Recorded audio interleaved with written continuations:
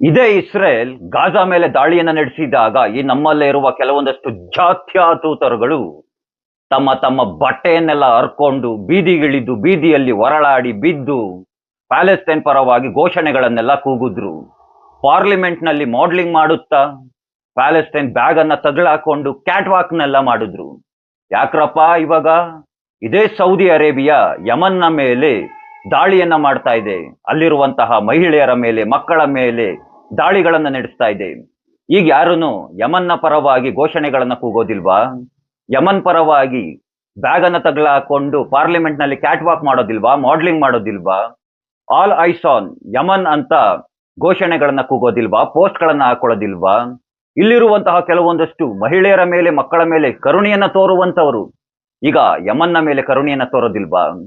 Gaza ಮೇಲೆ ಯಾವ ರೀತಿಯಾಗಿ ಕರುಣೆಯನ್ನ ತೋರ್ತಾ ಇದ್ರು, ಪ್ಯಾಲೆಸ್ತೈನ್ ಬಾವುಟಗಳನ್ನ ಹಾರಿಸ್ತಾ ಇದ್ರು, ಅದೇ ರೀತಿಯಾಗಿ ಯಮನ್ನ ಮೇಲೂ ಕರುಣೆಯನ್ನ ತೋರಿ ಅವರ ಪರವಾಗಿ ಘೋಷಣೆಗಳನ್ನ ಕೂಗಿ ಯಾಕೆ ಕೂಗೋದಿಲ್ವಾ? ಅವರು ನಿಮ್ಮ ಸಂಬಂಧಿಕರು ತಾನೆ, ಅವ್ರ ಮೇಲೆ ಕರುಣೆಯನ್ನ ತೋರ್ಬೇಕು ಕಣ್ರಯ್ಯ.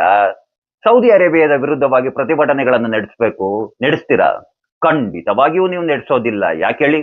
ನಿಮ್ಗೆ ಹೆಂಗ್ ಬೇಕೋ ಹಂಗೆ ಅಷ್ಟೇ.